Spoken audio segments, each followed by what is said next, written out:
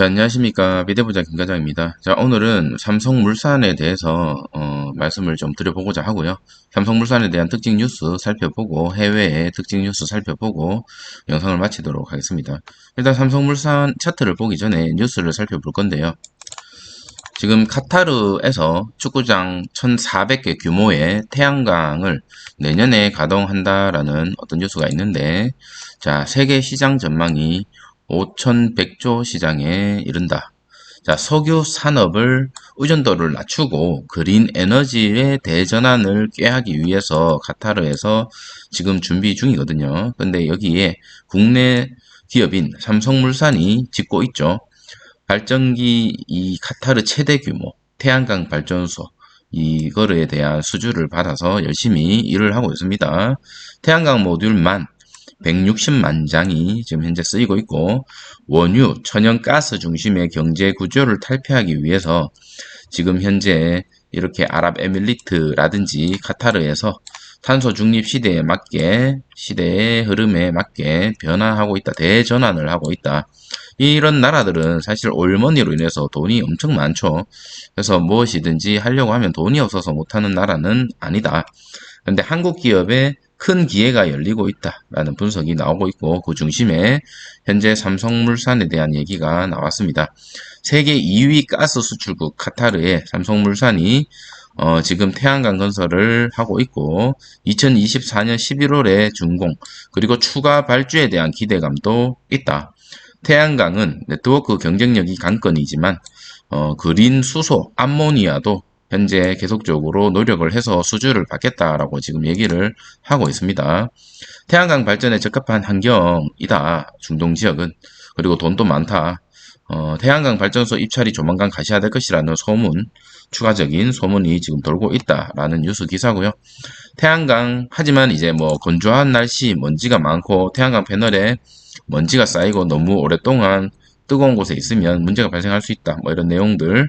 그리고 플랜트보다 사전 준비와 네트워크 구매력 등이 중요한 수주 경쟁력을 꼽힌다. 이렇게 얘기를 하고 있죠. 자, 기존 국내 신세 재생에너지 시장 규모는 25조 원 규모. 카타르 태양광 발전소에서 생산하는 전력은 일반 가정집 및 공장이 아니라 그린 암모니아 생산에 쓰기 위한 용도로 추정되고, 국내 업체가 태양광 프로젝트를 맡으면서 그린 암모니아 네트워크도 확보하게 되었다고 합니다. 좋은 소식이죠. 국내에서 어쨌든 삼성물산은 그린 수소 암모니아의 분야에서도 글로벌 리딩 플레이어로 자리매김하고 있고, 최근 오만 남부 항구 도시인 살라라 자유무역지대 내 연 100만 톤 규모의 그린 암모니아 생산하는 살라라 H2 그린 암모니아 프로젝트 사업권을 확보했답니다. 잘하고 있습니다. 그리고 아랍에서도 연간 20만 톤 규모의 그린 암모니아 생산 플랫폼 프로젝트를 추진 중이다. 이런 뉴스가 떴죠. 그러면서 이제 제가 이제 삼성물산에 대한 미래에셋의 컨센을 하나 갖고 왔습니다. 11월 23일인데 내용만 잠깐 좀 살펴볼게요. 중요한 거.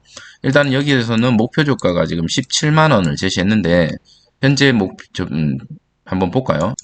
자, 현재 어제 기준으로 12만 6천 원의 장 마감이 됐죠. 그래서 컨센 기준에서는 좀 내려앉았는데 현재 계속적으로 저점 10만 3,200원에서 지금 13만 5천원까지 우상향을 하다가 어느 정도 조정을 하는 국면에 이른 것 같습니다. 그래서 어느 정도 조정을 갖고 다시 한번 올라갈 수 있는 그런 자리가 형성되지 않을까라는 생각이 드네요.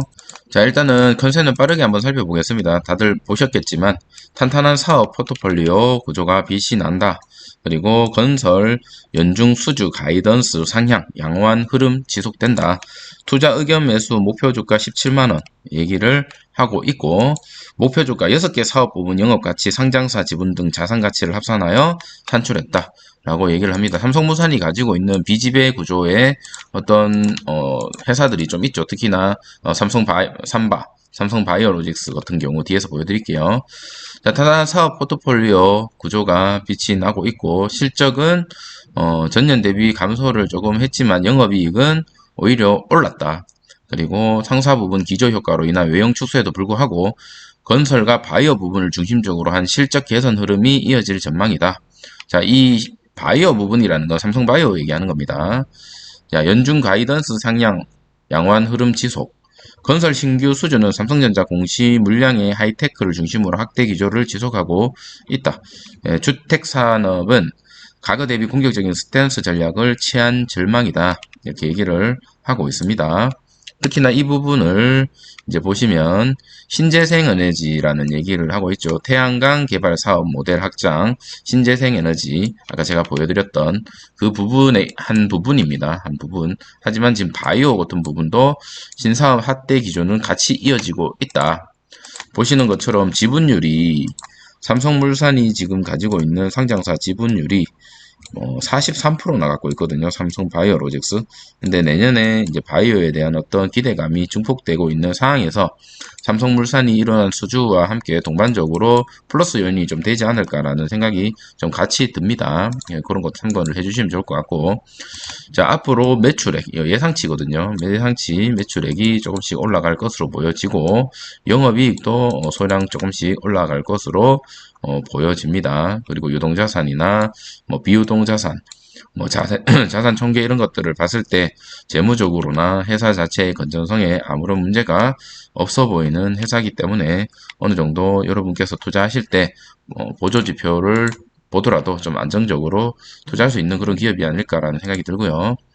그리고 이전 영업이익과 매출액을 살펴보더라도 현재 미래에 대한 영업이익이 크게 올라갈 것으로 보여집니다. 당기순이익 마찬가지로 그렇게 올라갈 것으로 보여지고, ROE 같은 경우 꾸준하게 10을 넘지는 못하지만 어느 정도 과거 대비해서 좋은 모습을 보여줄 것으로 보여지고, 회사에 돈이 많이 쌓여 있는 회사다. 그리고 자본 대비 부채율이 상당히 낮은 회사고, 여러분께서도 삼성물산 같은 경우는 대기업이기 때문에 상장 폐지라든지 어떤 그런 이슈 리스크는 우리가 가지고 있지 않죠.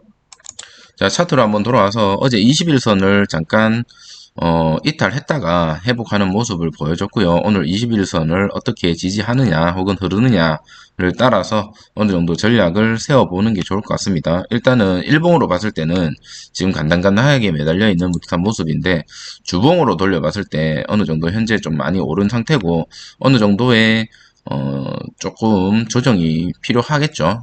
계속적인 우상향은 없습니다. 항상 올라갈 때, 차트가 올라갈 때도 이런 식으로 올라가죠. 이렇게 올라가지, 이렇게 올라가는 차트는 없죠. 그래서 우리는 이 내려오는 부분을 어느 정도 잘 파악해서 들어와서 지금 이 회사에 대한 어떤 믿음이 있는 사람들은 매수가 괜찮다라는 생각이 듭니다. 자, 월봉으로 돌려보면 현재 2021년 16만원이 최고 한 따였거든요. 근데 현재 16만원까지 아직 엄청난 갭이 많이 있기 때문에 이만큼 가기에는 시간이 좀 필요하다. 하지만 지금 현재 보이는 것처럼 어느 정도 박스권이 형성되어 있고, 현재 그 박스권을 뚫은 상태입니다. 그렇기 때문에 저는 개인적으로 이 박스권, 이 상단이죠. 박스권 상단 선을 한번 그어 보겠습니다. 자, 임의로 이렇게 선을 한번 가상의 선을 그어 봤는데, 제가 봤을 때는 이 부분이 좀 어느 정도 지지가 되는 선이지 않나라는 생각이 들고요. 이 가격대는 123,000원, 123,900원, 한 13만원 정도 되지 않나. 123,900원, 123,900원이 어떻게 보면 단기적인 지지 라인이지 않나라는 생각이 들고요. 그거 일단 뚫어줬기 때문에 이 부분만 잘 지켜준다면 다시 한번 우상향을 해서 다음 레벨까지 도전할 수 있는 그런 기회가 되지 않겠나라는 생각이 듭니다. 자, 어디까지나 차트 같은 경우는 절대적이지도 않고요. 보조 지표기 때문에 그냥 그렇게 참고만 해주시면 좋을 것 같고, 현재는 오늘 당장은 21선을 지켜주느냐 못 지켜주느냐를 한번 보면 그게 가장 좋지 않을까라는 생각이 듭니다. 아무리 좋은 종목이라도 증시가 떨어진다면 사실은 힘을 못 받고 떨어질 수도 있는 거고요. 증시가 좋다면 이렇게 또 올라갈 수도 있는 부분이죠. 자, 어제 해외 증시를 살펴보면 다행스럽게도 약보합으로 마무리가 되었습니다. 그래서 크게 이슈가 없게 국내 장도 흐르지 않을까라는 생각이 드네요. 자, 기타 뉴스 빠르게 살펴보고 마치도록 하겠습니다. 자, 코스닥 짐 싸는 삼총사라는 뉴스가 뜨면서 최근에 코스닥에서 코스피로 이전을 앞두고 있는 이 세 종목이 폭등을 했죠. 그런데 이 세 종목 다 빠지면 전체 시총의 엄청나게 코스피 시장의 전체 8.62%나 차지하거든요. 이 시총 자체가 엄청나게 높죠. 36조나 됩니다. 거의 37조. 코스닥에서 37조의 물량이 이제 빠진다라고 보시면 돼요. 그래서 많은 사람들이 코스닥 시장이 내년에 좀 부진하게 아닌가 이런 걱정이 조금 들고 있다라는 뉴스고요. 두 번째는 삼성전자죠. 삼성전자 연일 계속 신고가, 내년에 반도체 호황과 재고에 대한 소진, 그런 것들에 대한 이슈, 업황 회복 기대로 6일 6거래일 상승했고, 삼성전자 주가가 지금 계속적으로 오르고 있죠.